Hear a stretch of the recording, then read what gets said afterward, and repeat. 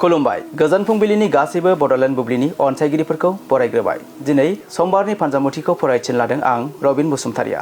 फानजामुथिनि गिबियाव दं मेष राशि। खामानिफोरखौ धैर्य आरो सोलोजों मावनांगोन। फिसा फिसौ बाथ्राफोराव हेंथा जानायनिफ्राय गोजानाव था। वृष राशि। खामानि थिलिफोराव मोजां मोनगोन। जाफुंसारनायनि थाखाय खस्थ' खालामनाया गोनां। मिथुन राशि। फालांगियाव गिदिर सम्पथिजों सोमोन्दो गोनां बेसेन मोननायनि मिजिं दं।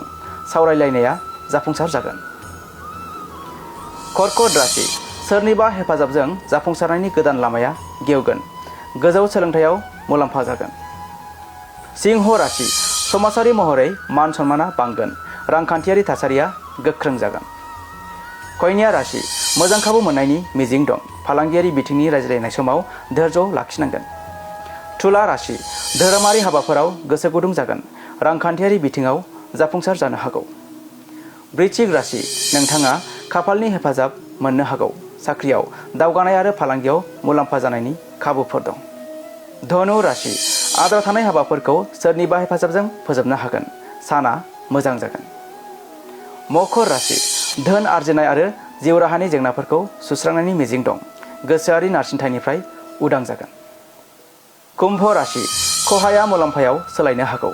सम्पथिजों सोमोन्दो थानाय आयदाफोराव जाफुंसार जानायनि मिजिं दं। आरो मीन राशि। थाबथानाय खामानिफोरा आबुं जागोन। सोरजिलु खामानिफोराव गोसो गुदुं जागोन। दिनै सानसेनि राशि फरायथिना बे एसेनोसै। आसा खालामो नोंथांनि दिनैनि साना मोजाङै मोजां थांगोन। बेखौ बडलेण्ड बुब्लि नखरनिफ्राय मिजिंथिबाय। गोजोन्थों।